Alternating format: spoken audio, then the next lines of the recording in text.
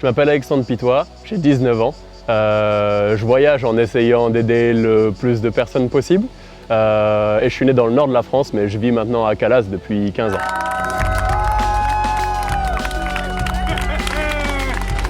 Merci.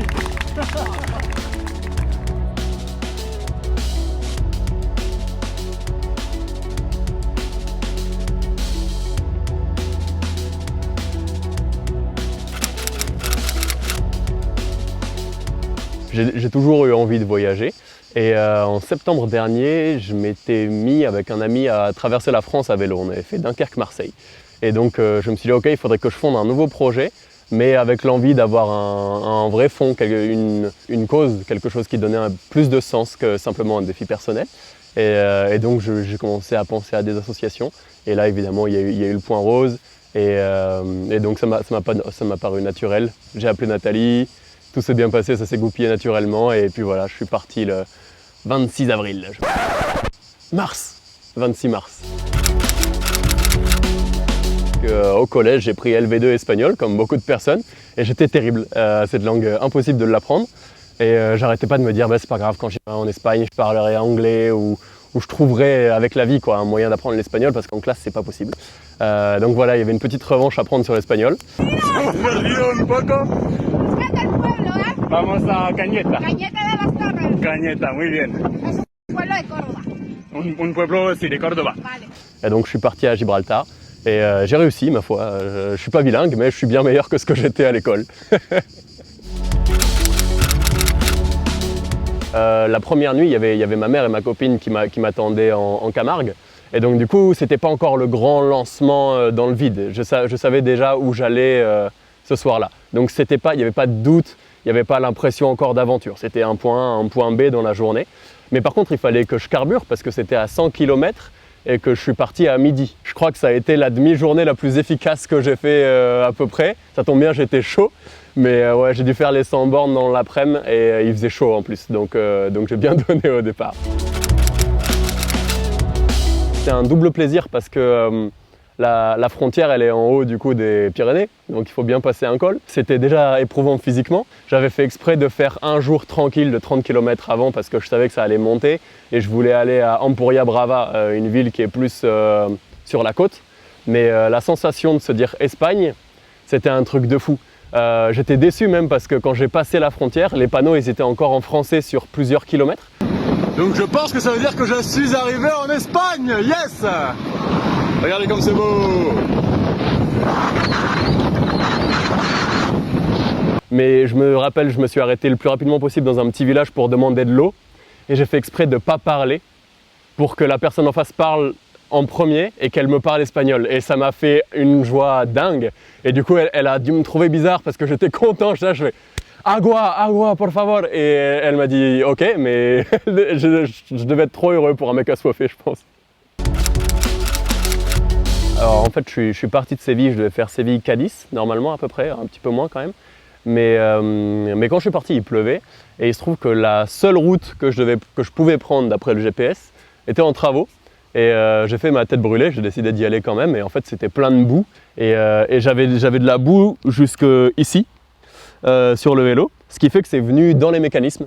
Et que ça a complètement cassé, ça a arraché en fait une partie qu'on voit pas là parce que je suis assis dessus, mais ça l'a arraché, elle est rentrée dans les rayons, elle m'a cassé la roue. Et donc je suis resté bloqué dans la boue à devoir porter le vélo pendant 2 heures, 3 heures.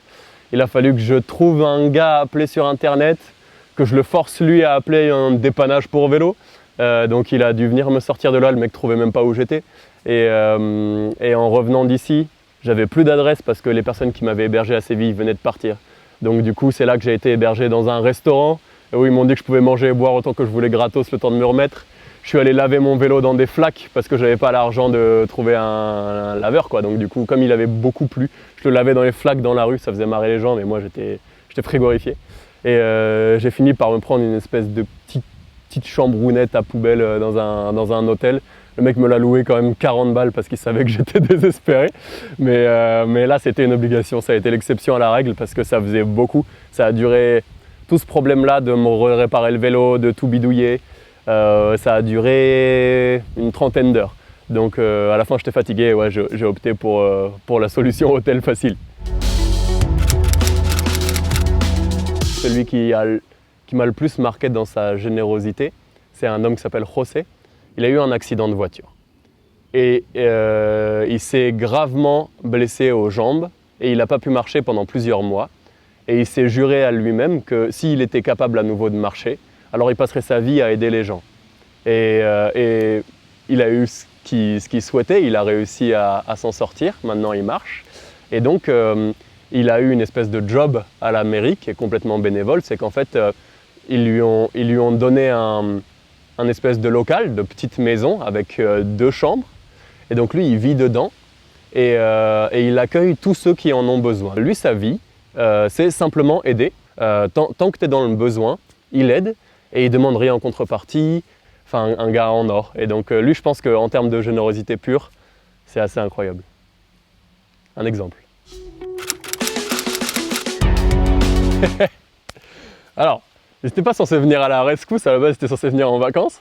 Mais il s'est trouvé qu'au final, j'ai eu des pépins pile avant qu'ils arrivent. Donc je ne sais pas si c'est un signe, mais je les remercie d'être venus en tout cas. Parce que, particulièrement à Tarifa, donc c'était juste après le pépin de Séville que j'avais réussi à bricoler un petit peu.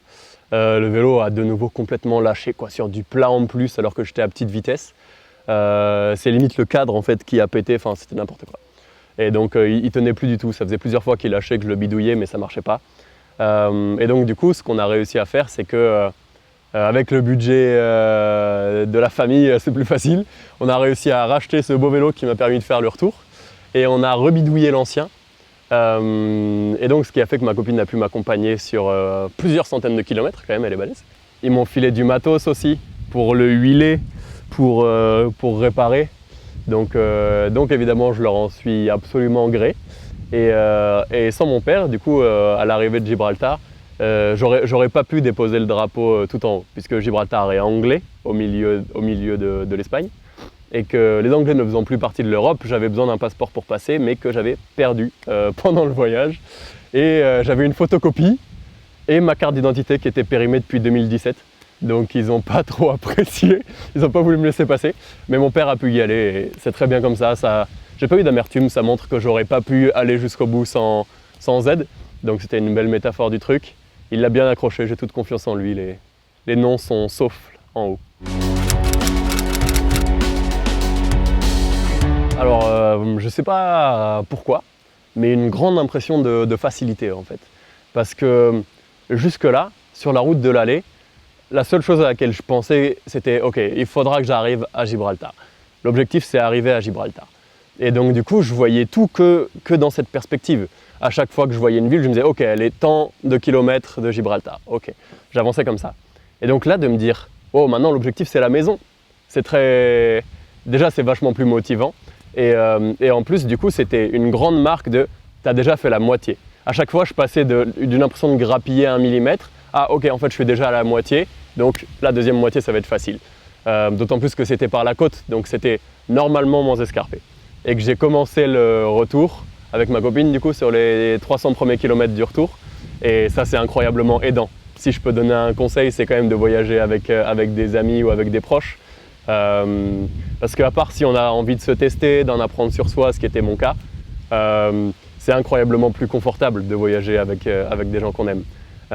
Donc ça m'a donné beaucoup de force pour repartir. Et ensuite, dès que j'ai été de nouveau seul, du coup, j'étais juste boosté pour faire une semaine de dingue. Pour commencer, j'étais surpris qu'il n'y ait pas Nathalie à l'arrivée parce qu'elle a voulu me croiser et remonter. Elle a remonté le chemin, mais on s'est loupé. Donc du coup, je suis arrivé avant elle, je l'ai accueillie, ça c'était marrant. Mais en réalité, sérieux, ce qui était émouvant, c'était de voir du monde derrière ça. J'ai beaucoup été seul ou alors j'ai beaucoup parlé à des Espagnols qui étaient en dehors de ce projet-là. Donc de voir les gens que ça avait touché, ça avait beaucoup plus d'impact, même si les messages qu'ils m'ont envoyés m'ont tellement soutenu dans plein de moments difficiles. Voir les personnes que ça avait aidé en réalité, c'était génial. Et ça a continué encore bien après mon arrivée. J'ai recroisé des parents, il y a eu un événement dans un collège où pareil, j'ai encore vu des parents. Il y a eu le bal du Point Rose, ton petit projet que tu pensais avoir mené un peu tout seul, au final, ça a touché au point que tu espérais. Donc, c'était trop beau. C'était trop beau. Elle est toujours active et à l'heure actuelle, il y a 1268 €. Donc c'est déjà très bien, je suis content. Si seul, même si les donateurs en vrai sont les seuls responsables plus ou moins de ça, si j'arrive à apporter ça à la sauce, c'est top. Je l'ai fait sans spécialement d'organisme supplémentaire ou quoi que ce soit. Donc c'est génial. Ça montre que même d'une initiative qui part de rien, on peut apporter un petit peu. Donc je recommencerai, c'est sûr. Et ce sera peut-être même de plus en plus, on verra.